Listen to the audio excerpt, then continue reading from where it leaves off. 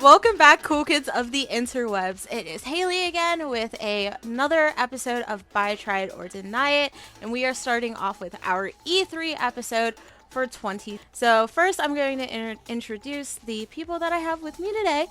We do have some new faces here, so it should definitely be exciting. We have Mike, as usual. What's up? We have Axel. Good evening. And we have Nirav. You can't see my face, but it is new.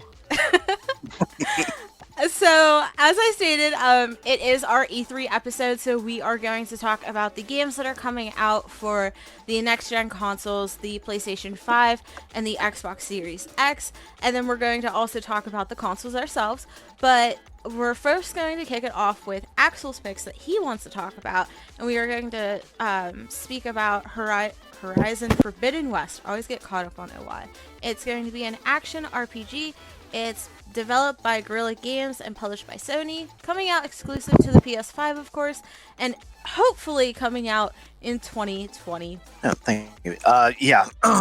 When the trailer came out during Sony's PS5 big show there a couple of weeks ago, you looked at it and it was one of those instant recognition kind of things. It was like, oh yeah, oh god, this is a New Horizon, yeah, and it definitely looks like it. Looks like a Horizon game. It doesn't look like even though they've upped the detail and everything, they're trying to take advantage of all the horsepower with the PS5. It looks like it is still a Horizon game, and that is, I think, really important to kind of keep that sense of continuity. I'm super excited about it. I'm not from California. I was actually more excited about the original Horizon than I thought I would be, actually. It's kind of weird seeing places where you grew up in a video game. It's like, oh yeah.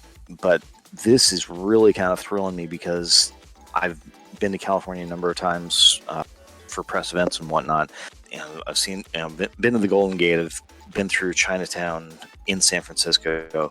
Seeing all these places and how they're going to be rendered out, it looks just amazing, and it calls up that sense of, oh yeah, this is the world after everything has just gone completely to hell and come back. There was some discussion earlier, or on some of the Reddit forums about, oh yeah, it's like, no, I've seen some of these creatures before. It's like, and I didn't quite think so. When Aloy is swimming through the kelp forest off of what I'm assuming is, post-apocalypse Monterey, and people are saying, "Oh no, that's a crocodile." I was like, no, that looks more like a Tylosaurus. And the science nerd in me is like saying, okay, I'm seeing where they went with this. I'm also seeing the stuff that's just completely out there. When you look at the giant turtle that came up from the water there, I don't remember ever seeing anything quite like that in a museum.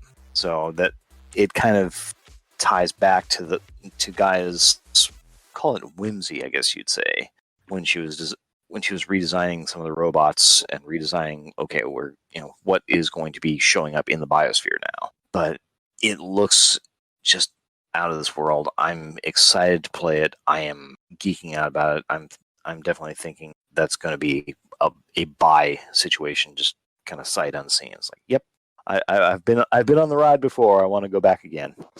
I think the most interesting thing, or the thing that I find most interesting, English is hard apparently, is that they're moving us to a different side of the US, which I feel like if games get sequels, they don't really show the whole world, they just show part of it. So I'm very interested in seeing the rest of the US, like you said, like California and things like that, and how they and how everything is on the other half of the, I don't know, it's like really small, but it's something that you don't think about. It's like for example, like The Last of Us right now, it's like they don't really get out into other areas the rest of the world look like.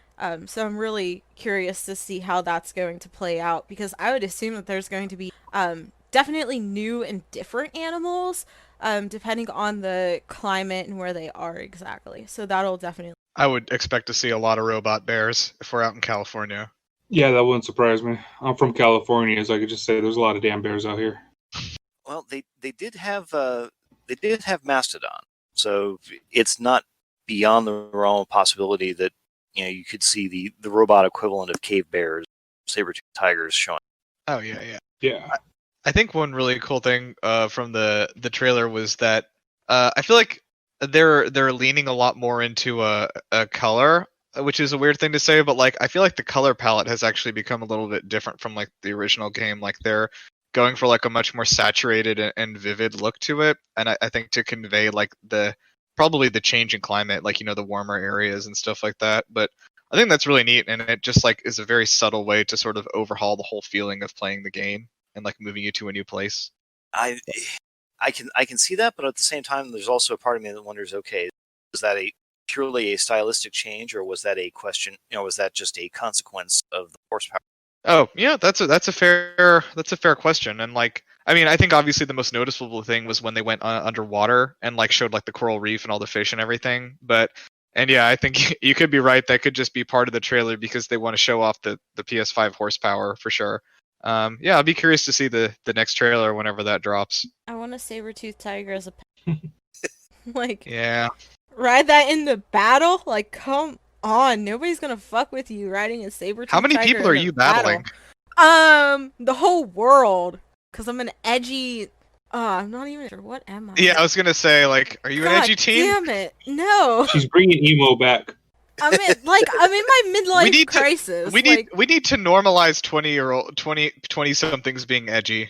We need to do this. I haven't matured since high school, so there we go. I think one thing that I like really want to see from this game is like, I think that Guerrilla already talked about it, is like a bunch of new arrow types, like with different new powers. I didn't get a chance, or I'm guessing this was outside. Yeah, there was like an interview that Guerrilla did like the day after the PS5 conference, and they talked about a lot of the details. That was also when they revealed it was going to be 2021. But yeah, they talked about they were going to have like a bunch of new weapon types, a bunch of new. They said like I think a dozen completely new creatures, and then like 18 like variants of old ones or something like that. So like yeah, and then they said they were going to have some new arrow types. I'm curious about that and like what else they're going to hit because they already had like a pretty wide variety in the first game. Yeah, not just a wide variety, but a useful variety. I don't think there was ever an arrow type that I didn't use at some point. I'll be honest, I never quite figured out how the frenzy thing worked. I don't think I ever did it right. That with the frenzy one, that it's situational. There usually has to be like a mob of creatures, like the guy bots basically. But yeah, that for situations like that, it's useful. Yeah, for sure. I'm curious to see how they innovate because like that was like the first game and like they obviously really nailed it. I think most people would agree. So yeah, it's interesting to see like when they knock it out of the park the first time, like how do they build on it? Like how much do you want to change versus like how much of the good stuff you came up with do you want to keep in there? I think they've definitely, like I said, they've kept the feel of definitely kept that feeling of. This is a whole new world, even though it's our world. Yeah. And I'm really kind of curious to see where. Yeah, I like the little tease of Silas there. That was like exciting because like I gotta say like honestly one of my favorite things about the first game was like the Marvel ass like after credits like show the villain for the next movie thing. Yeah, I kind of figured that in Forbidden West, Silence is going to be. If not the antagonist, then at the very least a pain in your ass. Yeah, because I believe Guerrilla also said they wanted to do this as a trilogy. So I'm just out of most stories, like if I just kind of check how things go, I would think that Silence is maybe the last the end of the trilogy, kind of like the last guy you have to fight, really. But we'll see. I'm not sure where they're gonna go. Yeah. Mike, do you have anything to add about this? Not really. I never played the first one. So well done. Yeah, you have homework, young man. Yeah, you should play it. It's good. I don't know if we got that across. It's pretty good. But like Nirav said though, like they're adding new enemy types, so I'm wondering how they're gonna handle the the sort of animals that you find in California, like bears and coyotes and whatnot? Well, from the first game, a lot of animal species got wiped out. Probably a pandas, but the entire biosphere basically got stripped prior to Right. so all animal life sequenced, copied, and stored in a machine, and there's not necessarily any plan about putting animal types back in their original biome because Okay. their Yeah. original biome. Okay. Which is probably explains why we saw like an elephant at the end in California. Even it's a robotic mastodon, Yeah. but the actual sea life and whatnot, the land creatures don't spend a lot. Yeah. Okay. How often do you see foxes up in California? We have them. I just think the game is going to be interesting, and especially since we're moving west.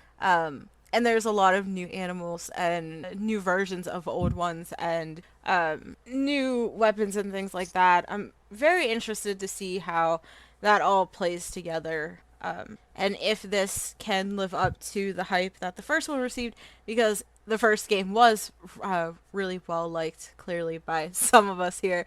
So that'll definitely be interesting. So I'm assuming like everyone besides Mike is probably gonna buy it. Yeah. This is a pretty hard buy for me. This is like the one. I think this is like honestly the one game that I will like that will get me to buy the PS5. I'll of course play other stuff on it, but like I'm not planning to buy a PS5 till Horizon 2 drops, and I'll probably get it with that. I would be surprised if they didn't have a bundle. Yeah, I'm hoping for a bundle, and honestly, if there's like a nice ass like collector's one with like a cool design, like I may spring for that too, because like that would be very cool. Yeah, I would absolutely spring.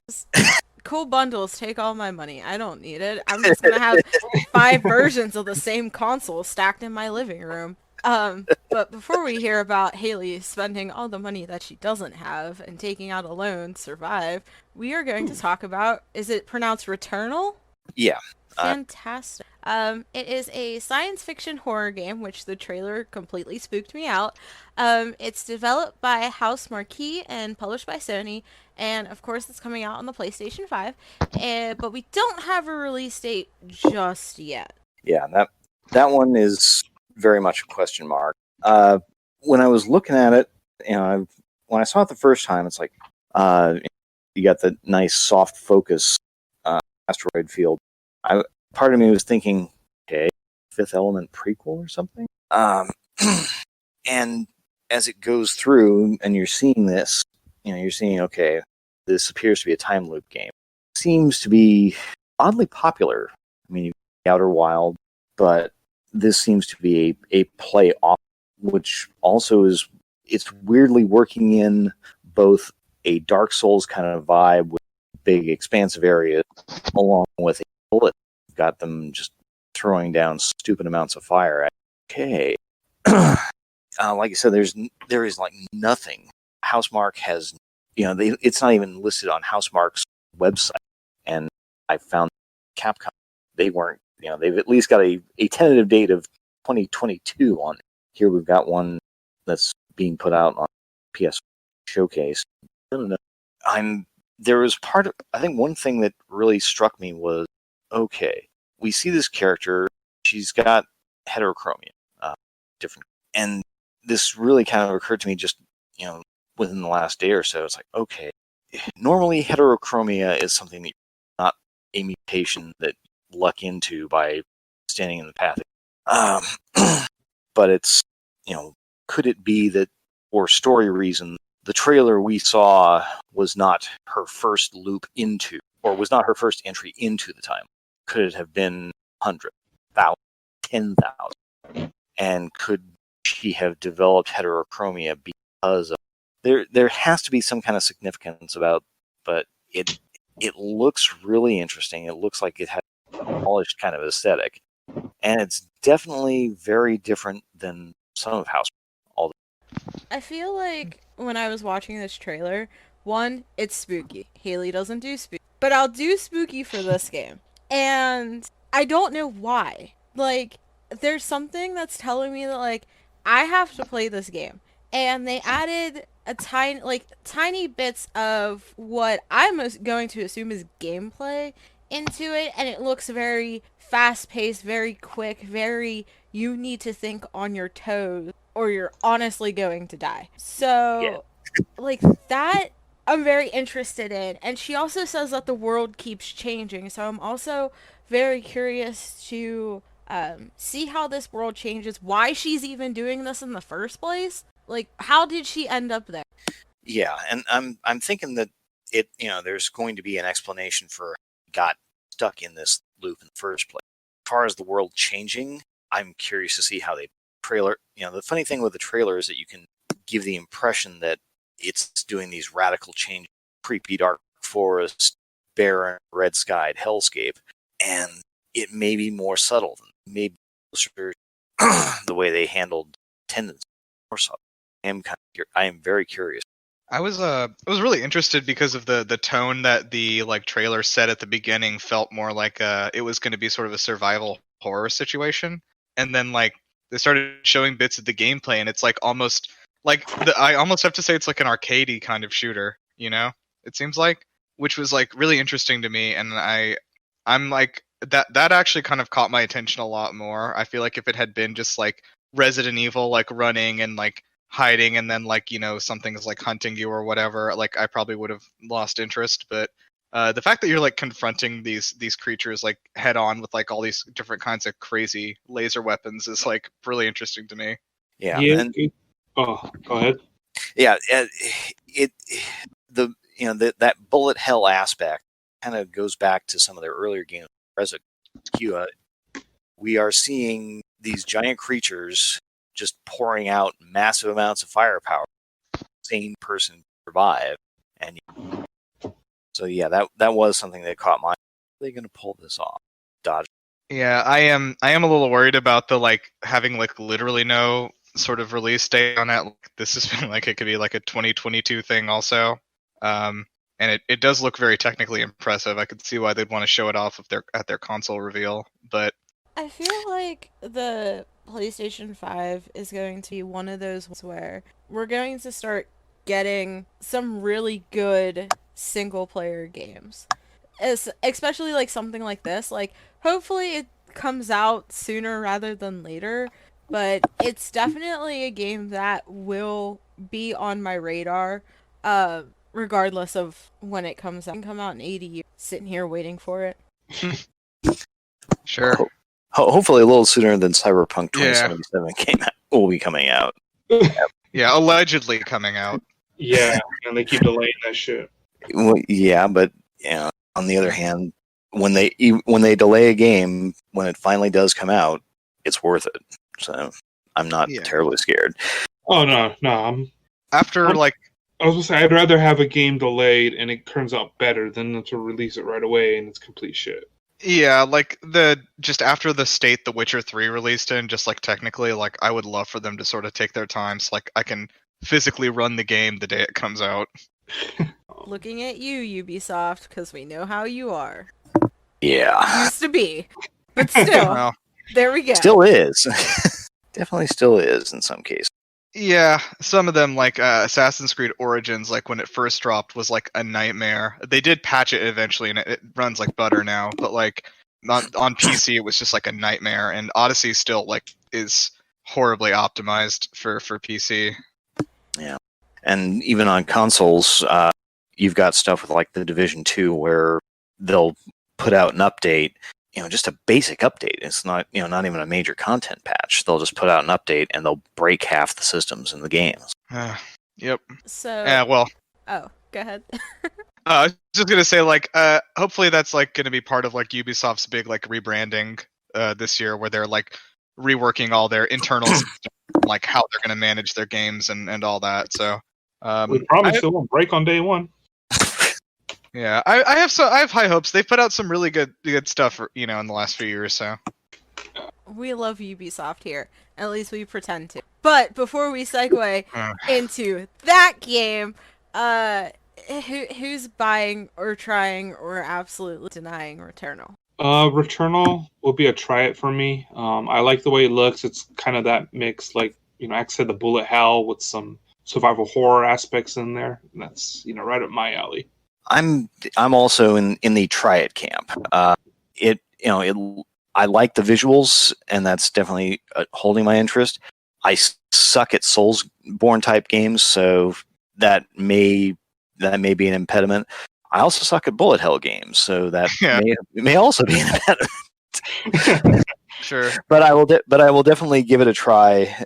I'm hoping they will at least be smart enough to put out like a trail or put out a demo of some sort to give people an idea of what they're going to be getting before the final release.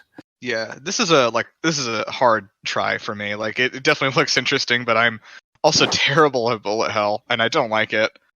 So I mean, if the whole game is like that, it may be more of a let me watch a let's play of this and see what the story is kind of situation, but we'll see. If it isn't super scary, I'll maybe try it only in the daytime between the hours of noon and 2 p.m. During the fasting, yeah. Yes, when the sun is at its highest. Okay. So the monsters can't get me in the daytime. Everyone knows that. It's a rule. No. But I think it's definitely interesting. I'm extremely curious about it, and I do, like everyone has said, I do think something comes out eventually, like they give us, so I could get a better grasp and understanding of what they. But using our Ubisoft segue from earlier, we're going to talk about Assassin's Creed Valhalla. Woo! I'm so excited. I love Assassin's Creed. Hello, it's me. Anyway, it's an action RPG. It's developed and published by Ubisoft Montreal and Ubisoft. It's coming out on basically everything besides mobile. Xbox Series X, Xbox One, PS5, PS4, and PC sometime, probably holiday. Holiday this year. Surprised me with that. I'm a big Assassin's Creed fangirl. I absolutely love Assassin's Creed. I got into Assassin's in college because a friend of a friend owned it. So I basically camped out and played every game. I really like Vikings and this sort of era that they're in. I played Origins, and when I was younger, I was super into Egyptian mythology, and I played that, but to me, it didn't really scream Assassin's Creed. But looking at this, I'm like, damn, I want to be a big, thick Viking lady that chops down people with an axe. And it still doesn't necessarily scream Assassin's Creed to me, but I'm very curious to see how they tie, the rise of the Assassins and the Templars and all that fun stuff into this time period and where it really goes and fits the Assassin. Yeah, it'd be really interesting to see how they tie the whole Viking, their beliefs of what Valhalla was, into the Creed and against I haven't played Assassin's Creed in a while. I don't even remember the companies. Abstergo is Abstergo and how the Isu get portrayed and whatnot. Yeah. For me, there's part of me that's wondering, okay, is Odin really basically just an Isu, or basically a hat that somebody, that one Isu puts on and says, okay, today I'm Odin, tomorrow I'm going to be Zeus, tomorrow I'm going to be Quetzalcoatl. That's a fun one. So just for quick reference, I remember I read an interview with the director, or I guess former director now, of Valhalla, and he was saying that they had designed the game to be a lot more grounded than Odyssey was. They want this to feel like it could be real, and as such there won't be any sort of Norse legends you'll be encountering. The gods will play a role in the story in so much that they influence the actions of humans on Earth, but you're not going to be this isn't going to be God of War. So you're not going to be wandering through the 9 realms. It's just the one, just this one. What's it, Midgar? Midgard. This one sucks. But I think that's interesting though, because in Origin and in Odyssey, I'm pretty sure they had some parts with the gods in them, even if they were DLC. Quote me Yeah, if they I'm did. wrong. Okay, so they kind of just were like, oh look, we're gonna skate around this. So in those games, they weren't part of the DLC. They were just kind of like, I guess, events more than anything. But or in Odyssey, it was part of the DLC. But so for Origins, for instance, like you did get to fight like Sobek and like Set and like a bunch of other Egyptian deities, but all of those were like quote unquote like glitches in the Animus, and it was like, oh, we're being hacked. And they were just like trying to like come up with some excuse to get the cool Egyptian gods in there, which I'm glad they did. Like the Sobek boss fight in Origins was like super cool, but yeah, Odyssey's Fate of Atlantis DLC was like entirely in the mythological world. Like nobody was even like kind of trying to lampshade it anymore. So it is interesting that they're like really pulling back on that. I wonder. I mean, like their mythology and their gods still definitely play a role. But I feel like you said, like they're trying to make it more grounded, and I'm very curious to see how that plays out because I kind of like when they sprinkle the gods in there because I think it makes it interesting. So I don't know. I'm curious. If they make it a DLC, I'll be happy with the DLC because then I can like see if I actually like it or not. But like I'm hoping that they put some there to make it very Yeah, I think there'll be like supernatural elements, but I think they're I don't know. I think I'll be honest with you. I think the real reason they're deviating so hard from it is because they are trying so hard to not be compared to God of War. Yeah, And that's true. And I can understand why they're trying to avoid it, but Right.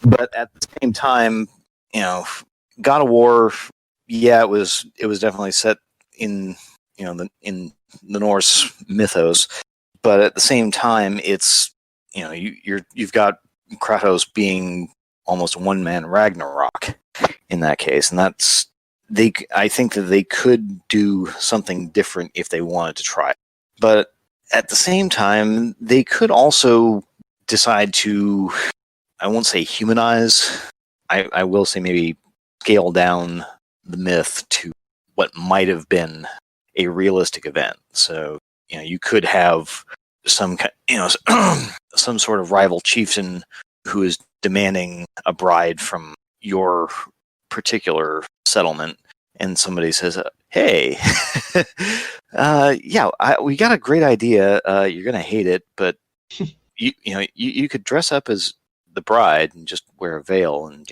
not say anything, and then when the moment comes, you can assassinate your would-be groom." No, that was a myth, or that was one of the Norse myths. Thor basically dressed in drag and wearing a veil to fool a frost giant who had demanded one of the Esser as a bride. It's like, no, we're not going to give you an one of our people is a goddess. But and then Loki said, hey, let's have a little fun with this. Let's play a prank. It'll be fun. Yeah. And it was fun. Right up to the the brutal murdering of the frost giants. But that's Viking mythology. It's a lot of heavy drinking. It's big battles. It's incredibly elaborate practical jokes that usually lead to either more drinking or more battle. I would, if I was going to say, if there was one thing I would want to see, I would want to see if they're going to be doing anything relating to Craigie. That's Rolf Craigie. He was a semi-mythological hero. There's not necessarily any evidence he existed, but there's not any evidence he didn't exist. He's probably the most human-scale Viking hero that you are going to find in any of the sagas. Although it gets into some serious Game of Thrones level weirdness towards the end. But if they can bring that forward, or if they can tap into that vein where, okay, there's some weird stuff. It's super, it's kind of supernatural, but it's happening. I think that it could be a really interesting game. Yeah, and if they are staying grounded, because I know they're also going to be doing Beowulf, so to me that's kind of like how grounded are they going to get? Because Beowulf had some crazy shit in it, you know? Oh yeah, absolutely. Yeah, like there's a dragon in that, I'm pretty sure. Yeah. So it's kind of like Yes, dragon. so it's kind of making me wonder just how grounded they're going to be, because they're they're saying they're going to be grounded, but then they're going to have these myths that were Grounded just includes dragons, Mike. Don't you understand this? so, Like, so come it just, on, everyone knows. makes me wonder how contained they're going to try to be, especially because Norse mythology is just way out there. My thing is will they include that in the actual main game though, or is that going to be some sort of DLC? Because if they run wild in the DLC, I'm 100% all for it. But if you're gonna say you're gonna be grounded and then add dragons, well then I'm gonna stop you there, son, because that's not grounded. That's dragons. Dragons ain't real. Yeah, them's is dragons. Them's is dragons. Mhm. Like, you're not gonna include like all the gods, but you're gonna include dragons. Need to rethink.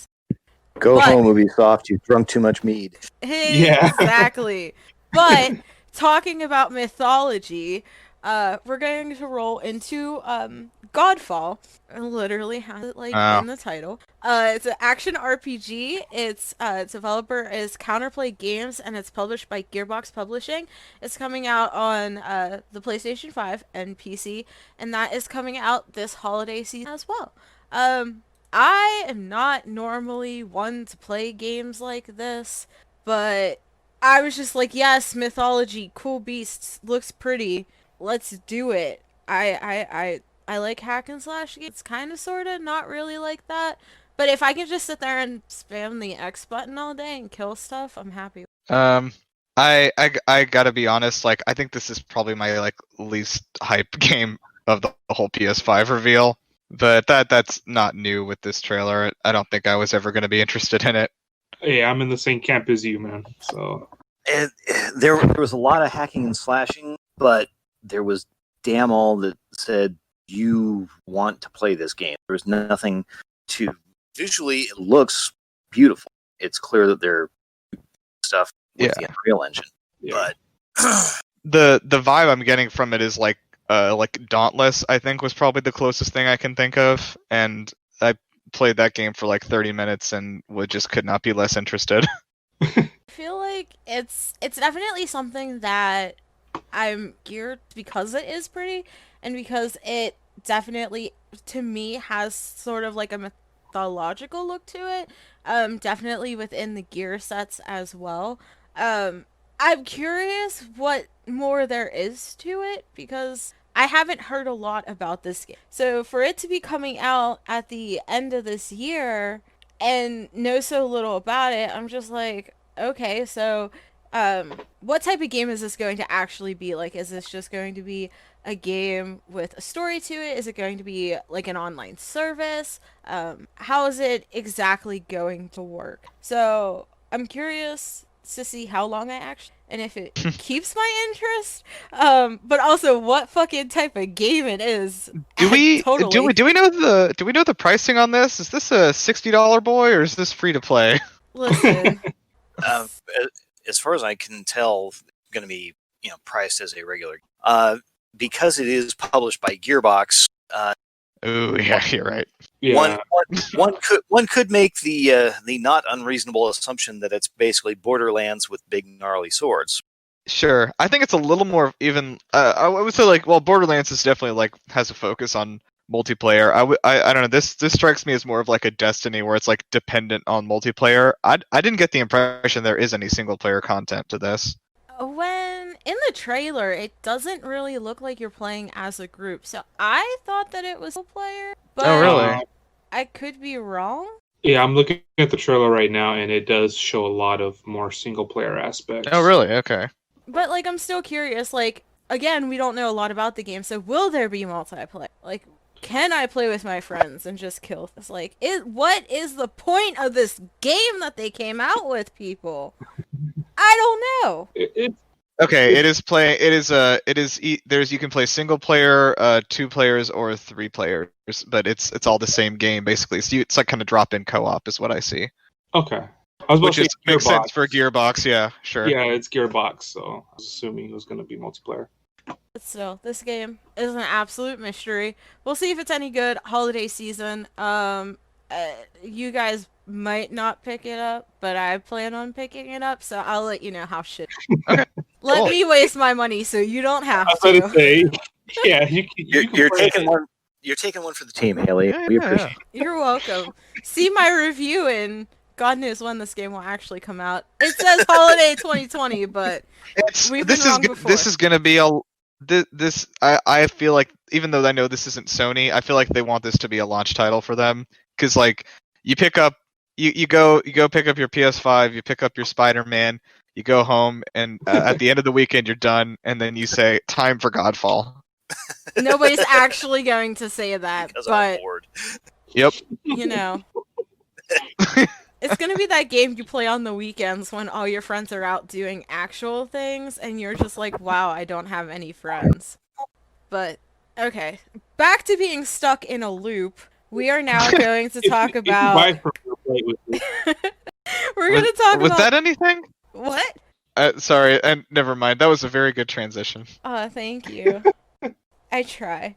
Actually, I just caught on to what you said. I didn't. But, now being stuck in the loop because I can't stop talking. We're going to talk about Deathloop. Super interesting. It's an action adventure. It's developed by Arcane Studios and published by Bethesda Software, or Softworks. It's coming out on, of course, PlayStation and PC, and holiday 2020. Again, all the gift Christmas money I'm going to get is honestly go right to... Yes. Yeah, pretty much. Yeah.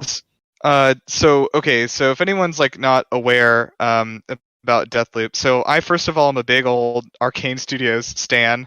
They are my favorite developer by a long shot. I think they're the most talented people on earth. I'm even in the private Discord for the Arcane Club. So if that tells you anything about my excitement for this game. If y'all don't know, they are the developers of the Dishonored series and Prey 2017, as well as a few older games. Like they did BioShock 2, and they did Arx Fatalis a long time ago. Dark Messiah of Might and Magic. They recently had a documentary kind of featuring a lot of their. Turns out they've had a lot of games they worked on a long time and then got canceled, such as a Half-Life game. They were actually working on a Half-Life 2 Episode 4. Hilariously, Valve actually scheduled an episode 3 and 4 for Half-Life 2 and canceled them both halfway through development. But regardless, Deathloop itself is kind of like what I see as like a culmination of all of Arcane's previous projects. Like, you can see pieces of everything that they've done in here. Basically, the situation is that you're playing as this guy named Colt. You're trapped on this island, which has got this cool like 60s, 70s like kind of disco aesthetic to it.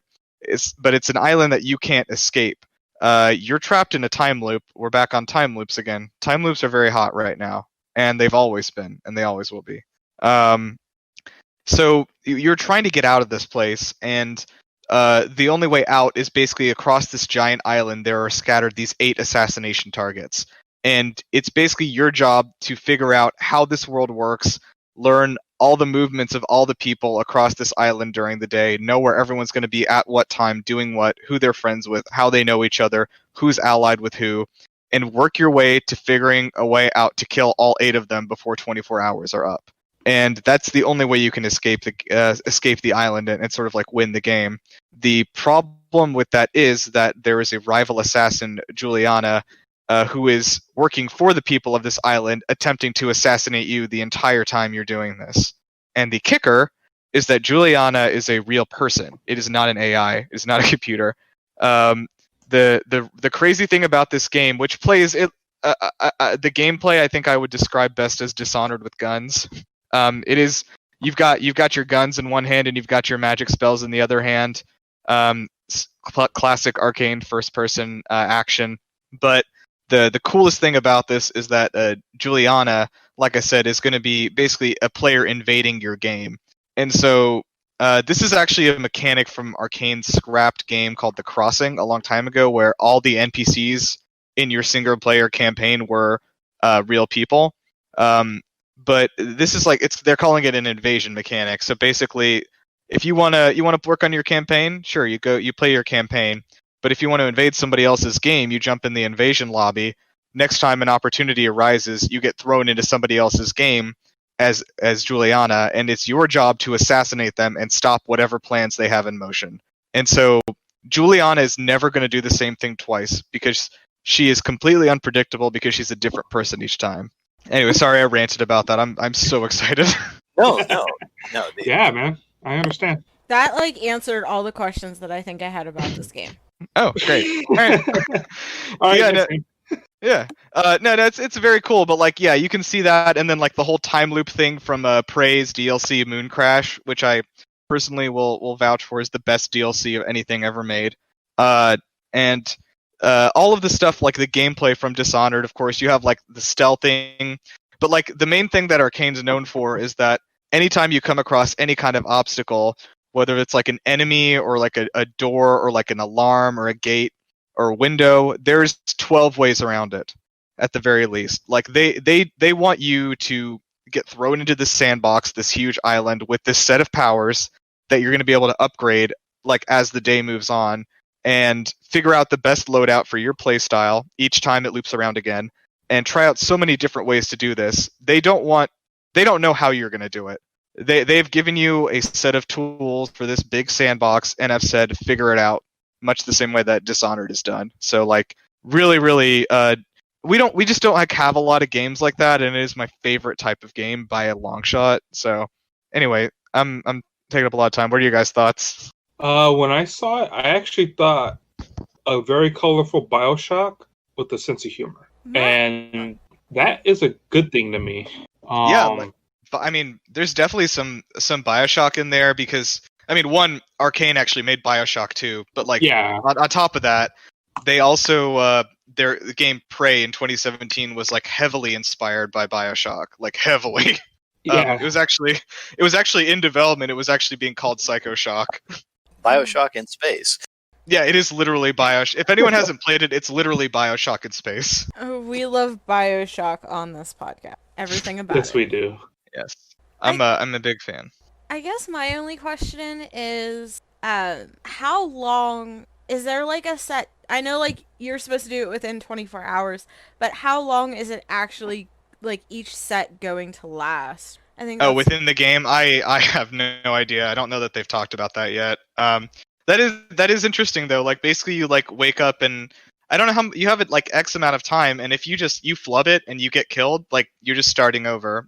I think a really cool feature though is that like your loadout does reset each time, and so like it does kind of force you to like keep innovating and like be resourceful with whatever you can manage to find on the different avenues you take. But yeah, like I don't know. I am curious because I'm wondering, is it like okay, this is like every like hour it resets or something like that of real time, or is it like more like 3 hours or something, or is it like 20 minutes? You know, I don't know. Yeah, that's the only thing I'm curious about, and also just how this is going to go, because obviously if the other assassin that's after you is an actual person, this is going to be an online game or possibly multiplayer. It's I mean, I guess you could call it multiplayer, but it is online. They said it will work offline. There is an AI that can do stuff, but they heavily recommend that you stay online to play the game the way it's intended to go. I feel like online would definitely be the best way to experience this,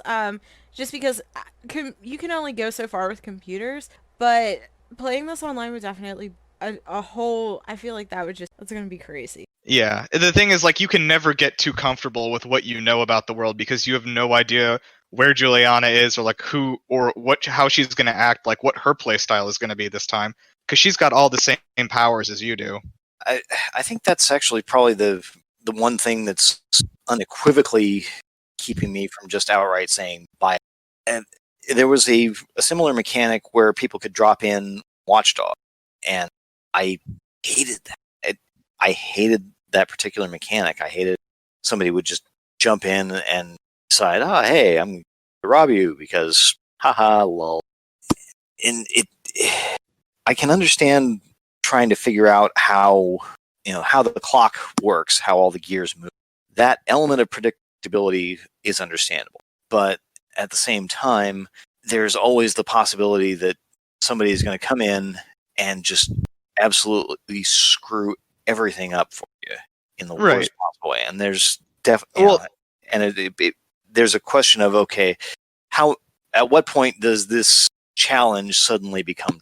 Yeah, I mean, I understand what you're saying, but I would also argue, I mean, that's the point of the entire exercise, is that this person that is their job expressly to come in there and fuck up your plans as badly as they can. And that's the game, And of course, like I said, you can play it with an AI where you have like an offline, like a bot doing all that stuff. And I've heard that there's some unpredictability to the bot as well, like it changes what it does each time. But yeah, I mean, that's I don't know, like I guess that's kind of the point though. Like you are supposed to feel scared and mad that it's messing up your plans. Yeah, I was supposed to say that happened in the Soul series, and it upset me very, very much. Oh yeah. Well, okay, Souls is a little different because you don't know whether to trust these people or not, right? Yeah. You're like, okay, maybe they're here to help me. Maybe this is the one person that's telling me the truth about the chest over there. And then they stab you in the neck. I mean, I definitely have to agree though, because it's like you have your mission of trying to kill these other people, and the other assassin, like, it's their job to kill you. That's all they're doing. Mm-hmm. That is their set goal. I would hope that the second character is named Juliana, right? Yeah, or I think she just goes by Jules, but yeah. So I guess my only hope would be that she doesn't have the ability to kill the people that you're going to kill, because then I feel that doesn't. It's her job. Well, she's hired by those people. Okay, it's her job to keep them alive. Got it. Then yeah, this game is gonna rock. Except I'm not gonna play it because I'm a little bitch. So. Oh. There we go. I think the only thing that I would like to see, and maybe kind of selfish, but if you're, instead of, or in addition to having just random people screw it, have it set up for like a friends only. So. Oh yeah, I'd like that. Yeah. That'd be very fun. Actually, it's a good idea. Yeah, keep it restricted to people that you know and may quite up to your caliber. Yeah, I mean that could be such an interesting concept on its own, of just like jumping on like with like in a party like with your friend and saying like, okay, I'm about to go, and like you start your campaign mode and they invade your game, and it's basically the two of you like racing to try to find and kill each other, like while talking to each other on the on whatever, on your chat, whatever, like, oh, I found you, you're like I know you're in the bell tower, I'm gonna blow it up or whatever. Yeah, and the head games are definitely, or the potential for head games is great. It's like, yeah, I'm looking at this church. It's kind of big and white, and really pretty, and your buddy is standing in front of the church saying, "Where are you?" Yeah. And you've got the crosshairs lined right over. Yeah, I think that'd be a very welcome addition. I don't think anyone would be mad about that. You would assume that, or at least I would assume that games like this would already have that implemented, so it's just you can only play with your. But maybe that's just me wishful thinking. You know what happens when you assume. Yeah. Well, I am going to start assuming that something's happening in Tokyo because Mike wants to talk about GhostWire Tokyo because he loves anime. Though this doesn't really have anything to do with anime. But anyway, it's an action. That's my next game. Hold on, wait. That's my next game. Don't get ahead of yourself. Yeah. Are you kidding? So we are talking about anime today. There we go. This trailer was 3 minutes of some guy doing Naruto jutsu. Pretty much. Yeah, that is true. Before we get to that one, let's talk about GhostWire Tokyo, because that one was also. Oh no, that's the Naruto jutsu one. Oh, okay. I thought that was the other one. Yeah. No, that one's okay. We'll get to it. We'll get there. But here we go. It's action adventure horror first person. Its developer is Tango Gameworks and Bethesda Softworks. Coming out, of course, PlayStation, PC. Apparently nobody likes Xbox. Nothing's coming out on it. And that's correct. I figured. And it's coming out in 2021, so it's a ways away. But we got this trailer. Mike, take it away. Yeah, when they first showed this off last year, I thought it was just going to be straight horror, especially considering it's being done by Shinji Mikami, who did the first Resident Evil. He did Resident Evil 4. He did The Evil Within. And then they showed gameplay recently, and like Nirav said, this is just fucking Naruto in a horror game. Like it looks so crazy, and at the same time, it looks so cool. Like I said, I'm a huge fan of Shinji Mikami, so I'm really looking forward to seeing what he does with a more action-oriented games put in a horror, setting. Yeah. Am I the only one who was like very, very surprised to find this was first person? Yes. Yeah, I was. Oh, yeah. Completely. I was a little surprised. I kind of expected it to be third person, but it was like, I kind of raised an eyebrow and say, "Huh, all right, well, okay, so we're doing the first person undying in Japan thing. All right, I can roll with it." Yeah, like I think the first trailer last year also kind of gave me vibes of like, oh, this is like like running off of his experience with Resident Evil and The Evil Within. Like I was thinking like, okay, this is going to be like a third person like survival horror. There's going to be some sneaking, some crafting, maybe finding things around the house or whatever. Maybe wandering around Tokyo, but but with classic Japanese demons instead of like zombies, right? That was kind of my impression of it, and they like really, really, I think, turned that impression around with this trailer. Yeah, when I first saw it, I was like, "Oh, maybe this will be the Silent Hill we've been waiting for," And then they showed it earlier this year, and I was like, maybe this is what Silent Hill should be doing." Yeah, that's fair. Yeah, I don't know. I'm curious specifically about this project because I'm sure everybody remembers from E3 last year. The former director of this game is Ikumi Nakamura, the excited Japanese lady. And shortly after E3 last year, she left the project like due to creative differences.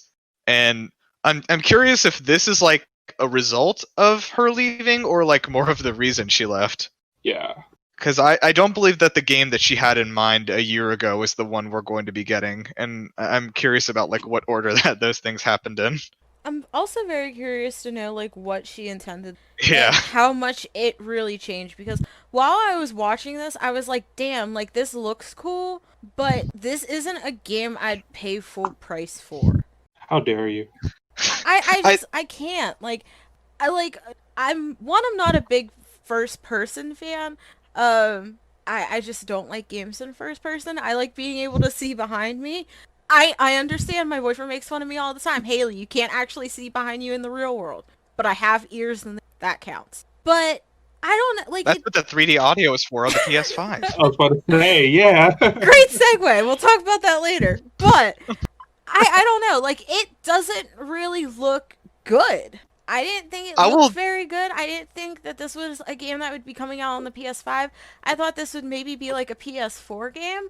And it's just you kind of running around killing ghosts and shit. Like, I don't like the way that they have built it into I'm assuming the Japanese lore and mythos could potentially be really cool, but this game did not grab me in any sort of way. I'm very like, I don't know, like I think that when I thought this was going to be more of a Resident Evil, I was maybe more like, okay, I'm feeling pretty good about this. I'm feeling like less certain now, but I'm also much more intrigued. Like, how does this like action? Because like they showed like 2 minutes of like straight action. There was no story breaking up the gameplay or anything. Like we don't know what this is about other than like a bunch of people like disappeared off of the earth and demons are here. How much of this is like story based and how much of it is literally just like an arcade thing almost of like flicking spells here and there and like dodging and punching. I mean, there's a lot of I feel like the Japanese are definitely known for their horror, so I'm very curious to know like if they put any well-known horror ghosts into this, because I think that would definitely be really cool to see and Yeah, I think all the enemies are based off of like traditional Japanese myths and stuff like that. I even saw my favorite one, which is when a bride dies right before her wedding, and she comes back with no face and a giant mouth with sharp teeth. Yeah, I just saw that one. I'm watching the trailer right now. Very good. Also, the guy on the bike. Who is the guy on the bike? Who are you, sir? Because we'll he find helps out. you. He helps you. He like grabs you and swings you onto his bike, and then you guys scoot away like you're in love in this Ghost Tokyo, like Love and Ghost Tokyo. There we go. That's the next thing. It's a sequel. Writing it right now. Yeah, it's a sequel. Instead of Ghost, it's Love Ghost this time. There Love we go. Ghost. Love Okay. Ghost. Sounds like a bad porno. You know me. Yeah. No. Or a very good one. I mean, either way. But I don't know. We already know Mike's gonna buy this. This is number 1 on his list. Yeah, I'm pre-ordering this shit already. He's doing it right now. This is a very hard try, but like I'm very much on the. If this is one of those games that if it comes out and day one there's like a bunch of positive reviews for it, like I'm definitely getting that day one. But yeah, no, I think it looks neat. I don't know. I'm really curious about what it is, and like if they find a way to blend this like seemingly very disparate like tone of the game with the actual like gameplay of it, like I'll be very impressed. Yeah, I'm waiting to see because it is being billed as survival horror. Oh, is it? They're like selling it as that? Not survival horror, but just horror altogether. So I'm really wondering if it's going to be, all this action. How is the horror going to play out? Yeah, action horror is not a well-tread genre, quite honestly. Yeah. Like, I'm trying to think of anything I could name off the top of my head, and I'm blanking. Like the closest thing I could think of was like Resident Evil 4. Yeah, like that. Yeah, that like Resident Evil is like as close I think as you can get to like an action game, but it's still I don't know. I think it's just like the typical thought is like, oh, if I can fight the demons, they're not that scary is the idea for the player, but I don't know. Maybe they'll find a way around it. I think we'll have to see a lot more on this one before people make up their mind about it. Speaking of fighting demons, which is something I'm not good at because I don't like horror games, we're gonna do some more anime fighting in Scarlet Nexus. Ah, God, yes. I should be the queen of segues. I'm killing it right now. It's an action RPG. It's developed and published by Bandai Namco Studios. And finally, the Xbox is actually getting a release. Whoa! I know! It's coming out of the Xbox Series X, Xbox One, PS5, PS4, and PC, but we don't have a release date just yet. Side note, I'm also I guess we can talk about this a little bit later, but a lot of these aren't coming out on the old generation, which I'm very surprised about. But I'll let Mike talk about this one. Well, hey, you don't want to play anything on the old generation because you want everybody to go buy your new system. But we'll talk about that later. Scarlet Nexus. I love anime. I like games with anime style artwork and everything. I love the Blaze Blue series. I loved Code Vein. So when I saw this, I was like, oh man, this is Devil May Cry with even more of an anime sheen to it. And a little bit of different power-ups. Yeah, I don't know if anyone else felt this, or maybe if they didn't spend as much time with the game, but like this basically just like struck me as like, oh, this is Astral Chain for people who don't have a Switch. yeah, I can see that. Astral Chain was amazing. It is so good. It's so underrated. So great.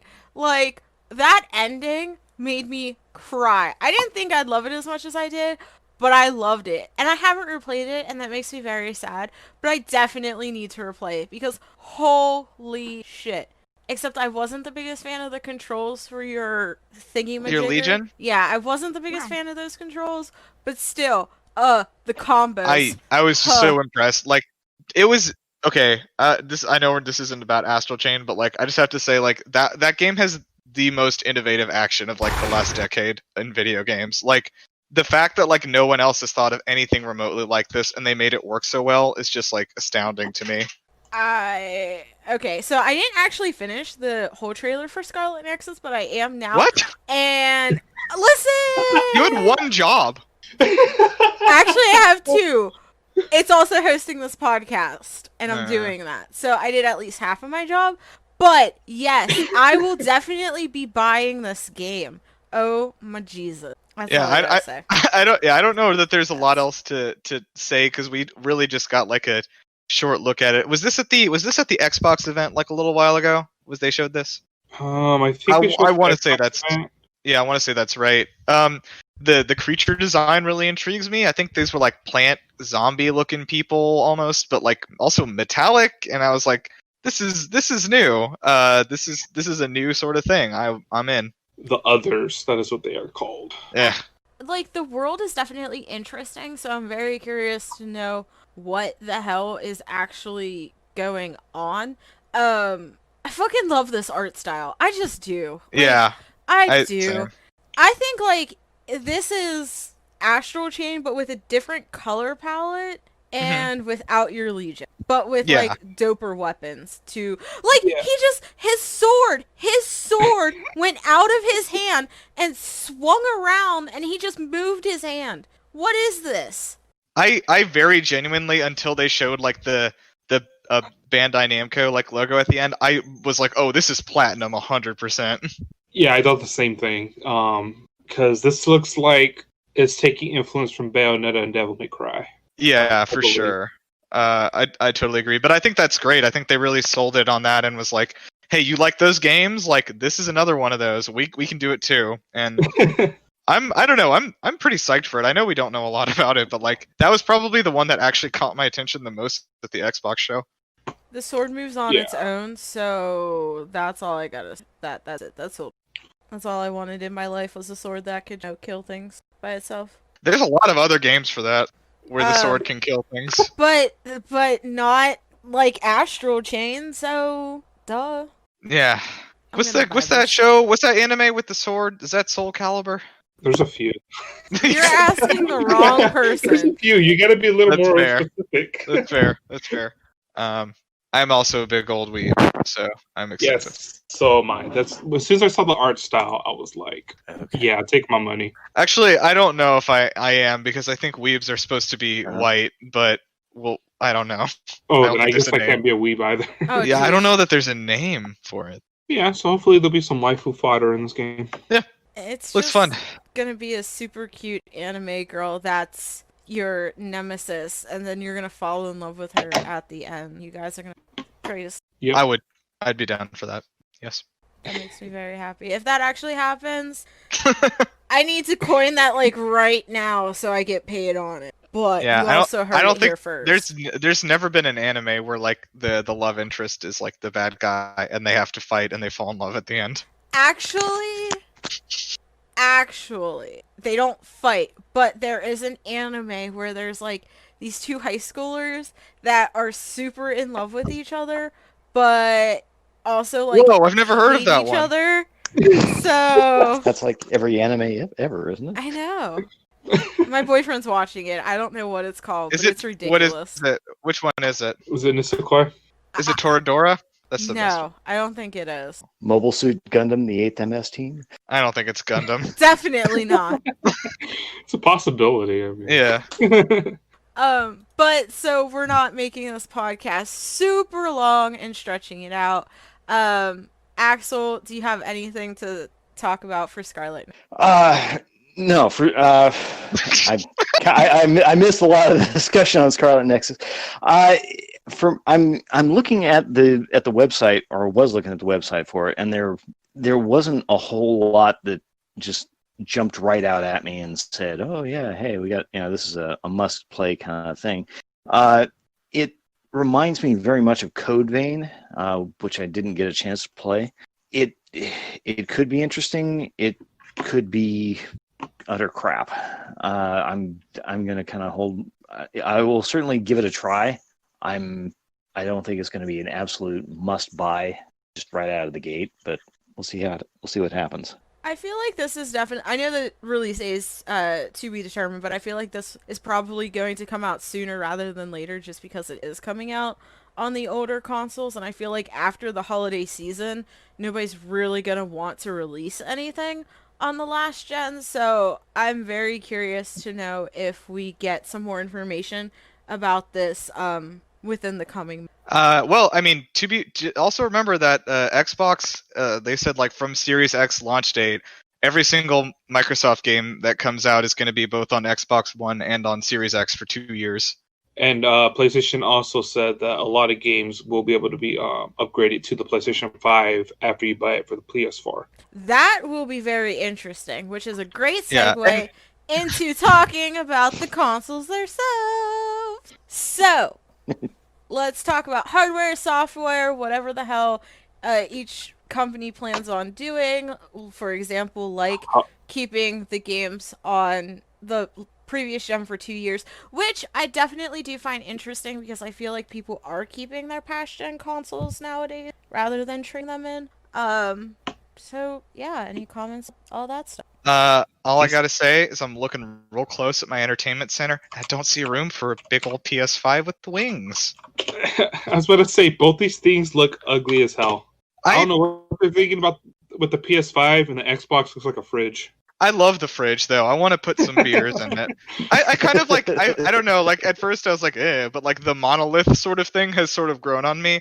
Also, when I found out that it's very small, I like the idea of having a tiny little cube that is the Xbox. It's actually only a foot tall and it's 6 inches across, so it's a lot smaller than they're making it out to be.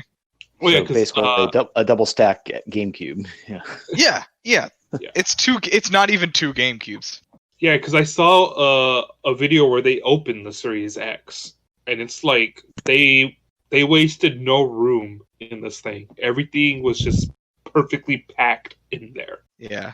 I mean, like, Microsoft, I'm guessing, has some experience, with computers and such, so... You'd like to think that, wouldn't you? Yeah, that's fair. I don't know, like, if we're just talking, like, purely design-wise, I know that there's, like, seems to be sort of a rift between people of, like, loving or hating the PS5, just, like, abjectly. Like, you have to, like, join one of these warring tribes. This war has been going on for eons. Like, how haven't you picked a side yet? Yeah. My grandparents told me about it, and I will tell my grandchildren. Yeah. I don't know. Like, obviously I will say that I know some people are like, oh, it doesn't matter what it looks like. It plays the games. Okay, it does. Because it needs to find a place in your living room, is the thing. And unfortunately, like, the PS5 is, like, coming at us from the year 2036. And, like, I'm going to have to, like, upgrade the rest of my house to match it. I thought they just watched an episode of Yu-Gi-Oh! And saw Kaiba's outfit. Like, yeah, dude, that's the best we one. need to That's make the that best into one. a console. Easy. I feel so attacked personally because I love the PlayStation so much. And, like, yes, there's a slim version without the disc tray, and then there's a slim thick version with the disc tray, but, like, Yeah. I love it regardless. We do need to talk, though, for a second about how big the PS5 is, because it's really big. Like, it's a big boy. Yeah, I don't know if you guys have seen, like, the size on it, but, like, if you put, like, a PS4, like, standing up, it's, like, another, like, 7 or 8 inches taller than that, and it's, like, twice as thick. It's insanely big. And I don't know. Sounds like it. I just, like, I don't know where it's gonna go, and also the fact that the disc drive version doesn't lay horizontally, like, flat. It does. No, but it doesn't have, like, a surface on top that you can stack stuff on, is the problem. Oh, yeah. They just recently put out images of the disc version laying on its side. Yeah, you're right. You can lay it on its side. My problem is that my Switch is sitting on top of my PS4 right now. And there's nowhere else for it to live. Same! God damn, this is too relatable. Yeah. Too many people, I think too many people have that set up, but... Yeah. But, For me, I've never been the kind of person who does the big multi-shelf entertainment system that is lovingly crafted from rare woods and mahogany. Yeah. yeah. Yeah. But so for me, finding space is not necessarily going to be a killer problem. It's going to be maybe a teeny bit of a problem. Honestly, my bigger concern is the logistical side of things, being able to afford the damn. Yeah, I'm worried. I'm looking at that thing and I'm seeing a big 600 written on the side of it, and it scares me. Well, supposedly prices did leak. The leak thing from it was like Amazon France or something. Yeah, from Amazon France. I think Digital edition is 400 euros, and the disc version is 5. France uses euros, right? Yeah, they do. Yeah. Okay, good. I was the right one. No, they're still. They went back to francs. But and the one with the disc drive is 499 euros. So if you do the calculations, that's going to be about 600 over here for the disc version and 500 for the digital. Yeah. Assuming that Amazon France actually has good information. Yeah, right. assuming that leak was real. Yeah. And I pretty much assume anything that is not coming directly out of the manufacturer itself is BS until they actually put something out. I figured about 500-600 though. That was my first guess. Honestly, yeah, too. for a while. I don't know. Okay, well, this is a good question for all you guys. Are you going for the disc drive one or the digital one? Disc drive. Disc drive, Yeah. boys.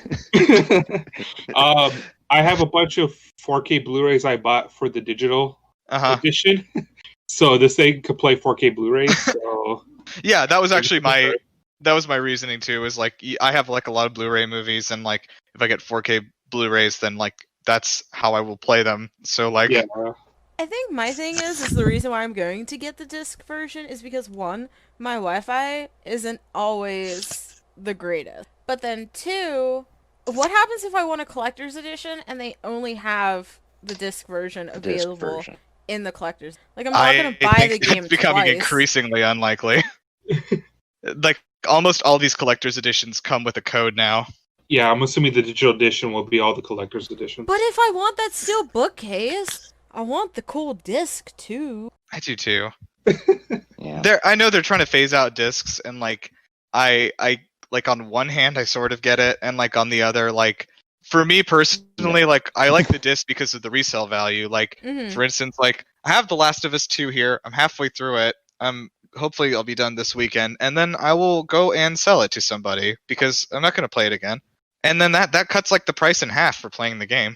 That is true. The reason I'm big on discs is that I hate like hell the idea that for any reason somebody can say, screw you, your account is lost, and all this money that you spent is now really just wasted. It's gone. It's evaporating. With a disc version, at the very least, I still have the base version of the game. I can always rebuy DLC. It'll be annoying as piss, but I can do it.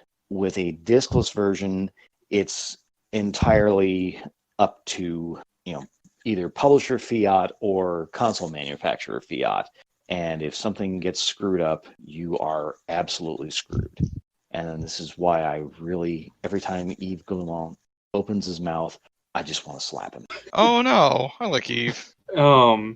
And Axel's talking about that. I'm just gonna say I know somebody who had their Steam account broken into, and for a month they could not play any of their Steam games. So that kind of like is partially scaring me into staying physical, because it's like if they can do that on my digital version of my PlayStation, I mean, it's like why the hell did I just spend $600 on this thing and now I can't even use it? And Sony's been hacked before, and from what I've heard, they're not the greatest when you try to recover your shit. So that's just not a risk I want to take. Like, if it comes to saving $100, honestly, this is gonna sound like the most, like, I don't know, first world problem, but I'll just spend the extra $100. I don't care. I have mounds of cash I'm sitting on right now instead of a chair. I could put this on the PlayStation without a second thought. He's like, I get a knife, cut open my mattress, and and just reach in there and pull out a few hundreds. Like, I can There's still bums on Bjorn. I can harvest kidneys from. I'm sure. probably. I got 2 good kidneys. And good at half of a liver. But it's like I still want the disc tray there as a just in case. Like, am I still Yeah. going to Yeah, sure. download some games digitally? Yeah, of course. But having that disc tray there, I feel like just reassures me, like, hey, I can still play Yeah. this game, no matter what happens. So, and again, I'm you gonna tell don't you don't need a Persona 5 DVD player. DVD players are a thing of the past. Who needs those anymore? Yeah, and that Persona 5 Steelbook case, that was really nice. I don't know if this is too much of a not a good segue, but I was interested in anyone's thoughts on like the Xbox sort of like uncommitting to their consoles and like sort of committing to being like a service company like for the next gen. God. Because like I gotta say, like, just personally, I have a gaming PC that I built, and it's like I got a new card recently. I have like a 2060 Super, so it's pretty powerful. And everything that Microsoft puts out on Xbox is going to be on PC forever. They've guaranteed that. Day one, same thing. So they basically, like me and anyone else who owns a gaming PC, has zero incentive to ever buy an Xbox again, and they don't care.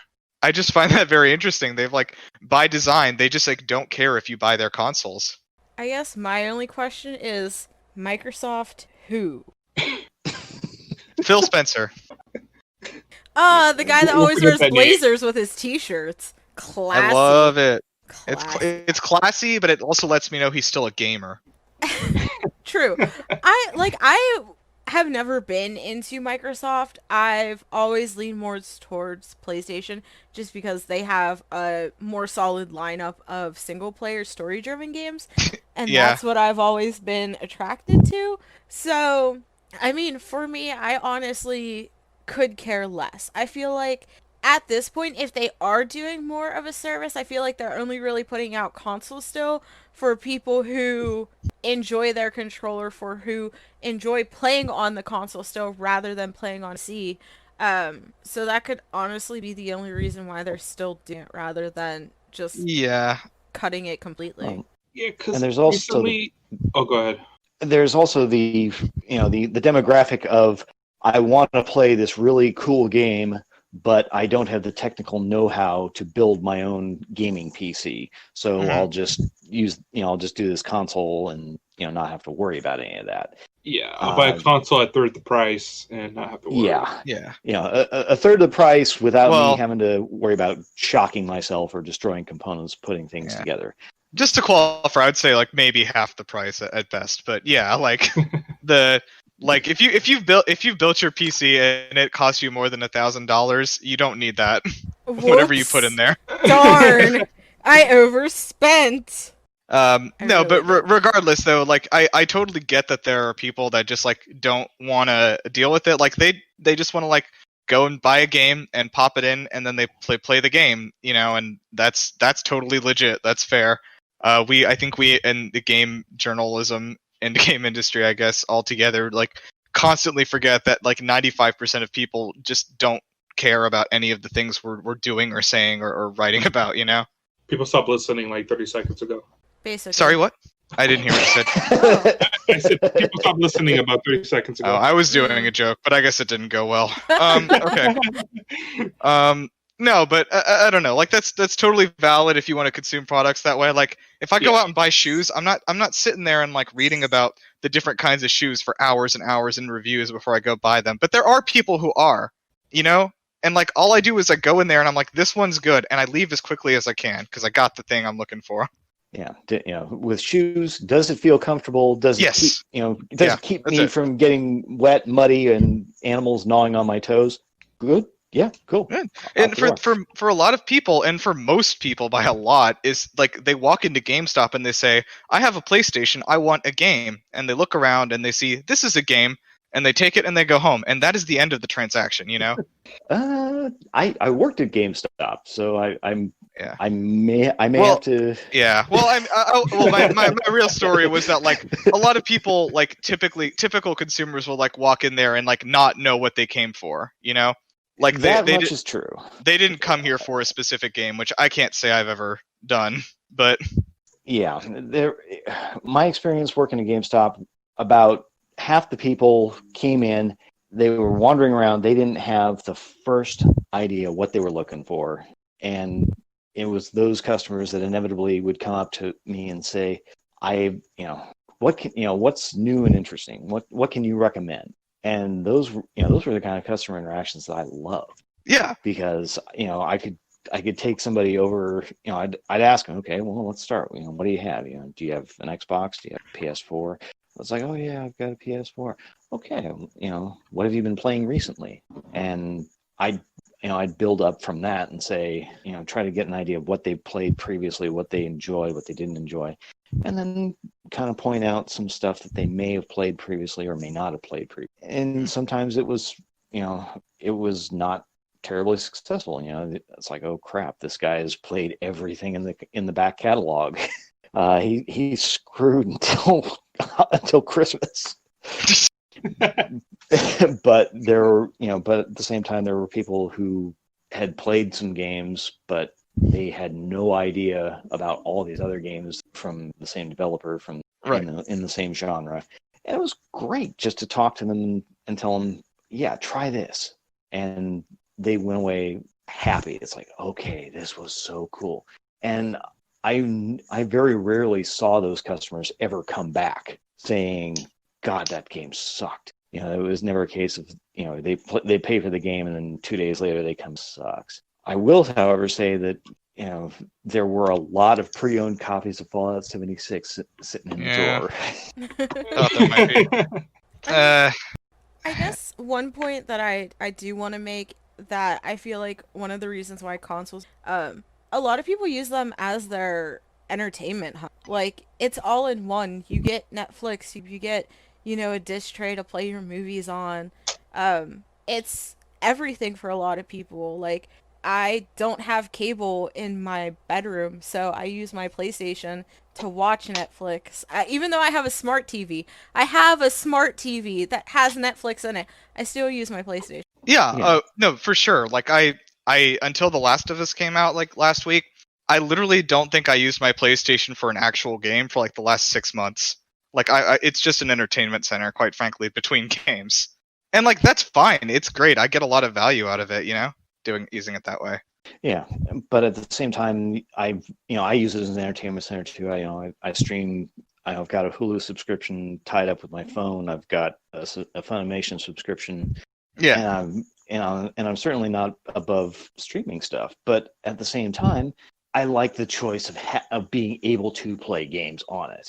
And if you think back to the Xbox One when it was first announced, and the fallout from Adam Orth, the deal with it, hashtag that torpedoed a career.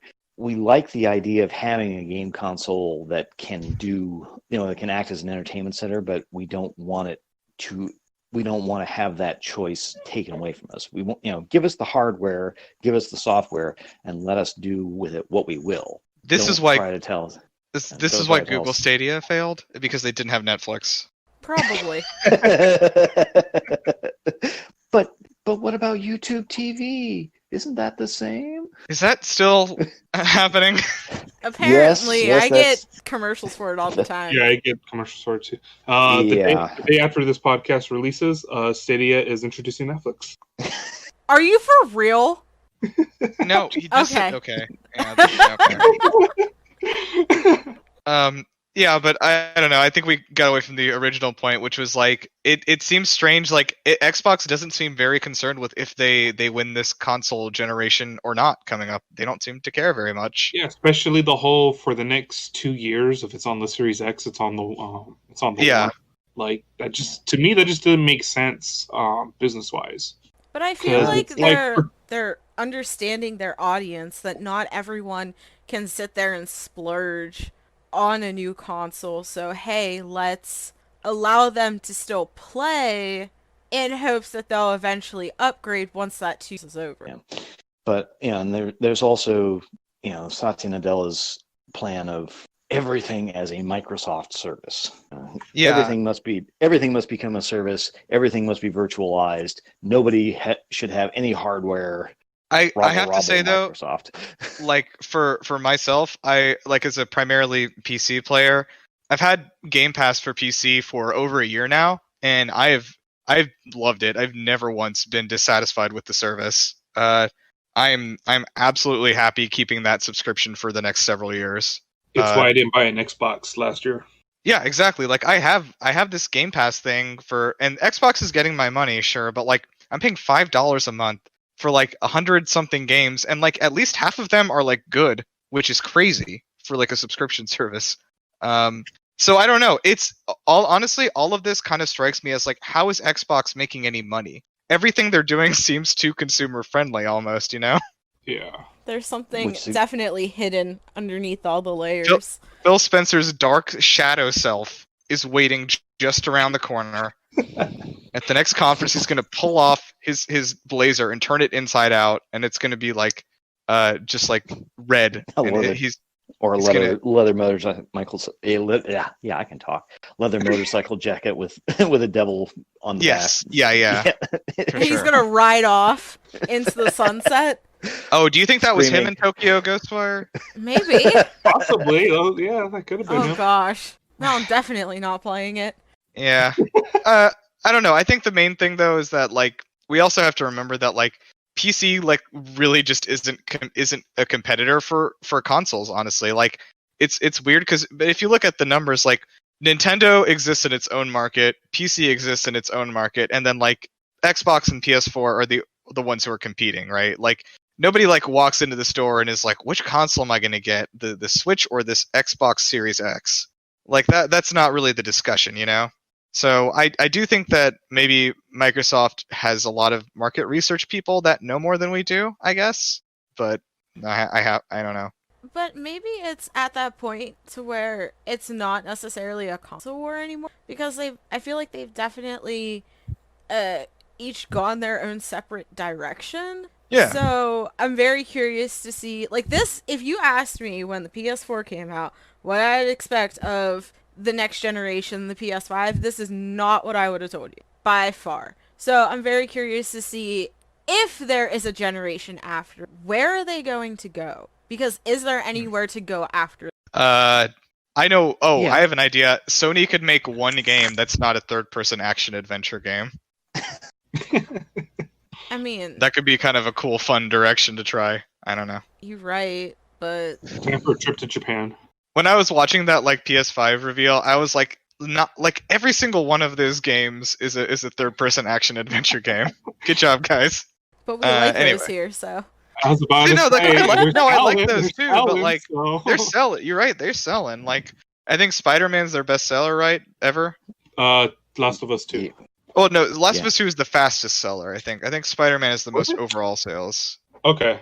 I'm pretty sure if The Last of Us 2 in 1 week outsold Spider-Man in forever, I will be very, very surprised. I just know a lot of people bought it. Yeah, no, a lot of people did buy it. I don't know.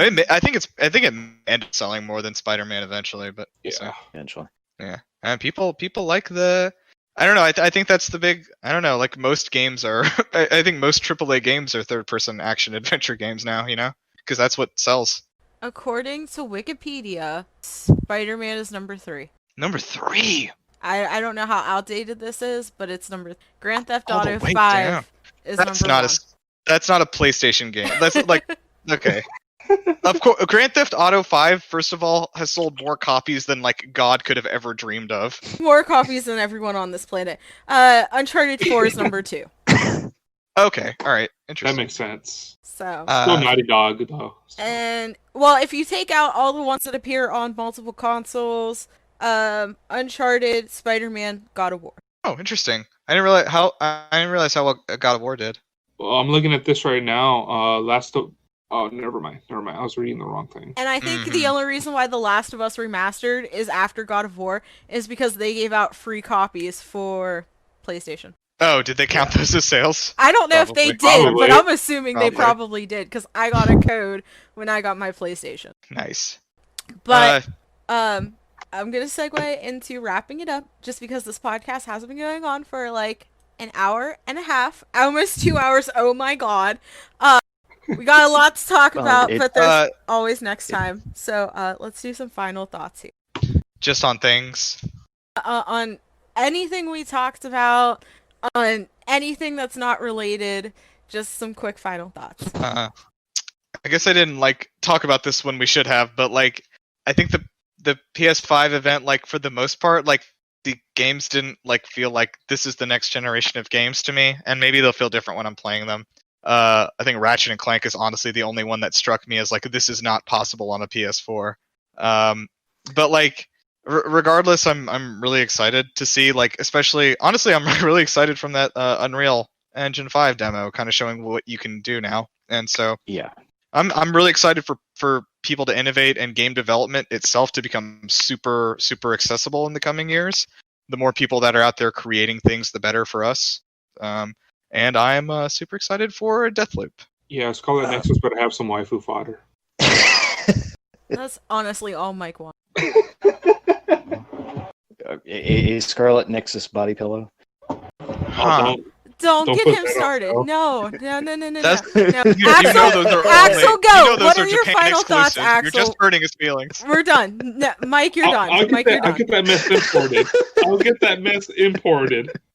We're done. No, Mike, you're done. You're cut off. Axel, you're next. There's a lot of interesting stuff coming out. I don't think I've ever experienced a meh kind of E3 area or period, and it's always going to be more interesting when a new console generation comes out. I am absolutely looking forward to seeing not just the stuff that got announced, but I'm looking forward to seeing the stuff that is still waiting in the wings. That's still going to be considered that launch title. I really expect we're going to be seeing some announcements coming out of Tokyo Game Show here in September. Yeah. We also have the Xbox event next month. Yeah. And I know they're trying to reschedule the PAX events. So, Yeah. Yeah. Warner Brothers is doing their press conference in August too. yes. Get some stuff coming. And Gamescom also doing yeah. online thing. So this is not the end all be all of everything that's coming out. I expect more good stuff coming out through the summer and throughout the fall. So when by the time the Xbox Series X and the PS5 come out, there's going to be a lot of stuff to be excited about, and I'm really looking forward to seeing what all of that is going to be. It's going to absolutely murder my budget, but it's going to be interesting to see. Mm-hmm. Especially since Sony said they're going to have 50 exclusive games the first year or something like that. Yeah. They put a Well, ridiculous 50 number on it. console exclusives. And I also do want to note that literally every game they showed that wasn't published by Sony at their event is also coming out on PC. Yeah. Yeah. Which is interesting that it's weird Michael. they're paying just for console exclusivity rather than, actual exclusivity. But I don't know. And I mean, that the guy that's like, well, I don't have a PC, Yeah, I think that's the thing though, is like we were saying earlier, I don't think Sony looks at PC and considers that a real competitor. Yeah. Yeah, and yet I keep buying them, huh? I know, right? What am I gonna do with this? Eat it? That one's being discussed. Yeah, there we don't know yet. I'm excited too. Just for the next generation of games. I don't know, personally console wise, I'm much more of a Nintendo person. I was way more excited for the Switch than I am for the PS5, on an ungodly difference there. But Same here. it's cool, and I think Sony's doing a good job trying to push games into kind of the next generation. And I would love to see Microsoft come out with something that shows they're doing it too at their next event.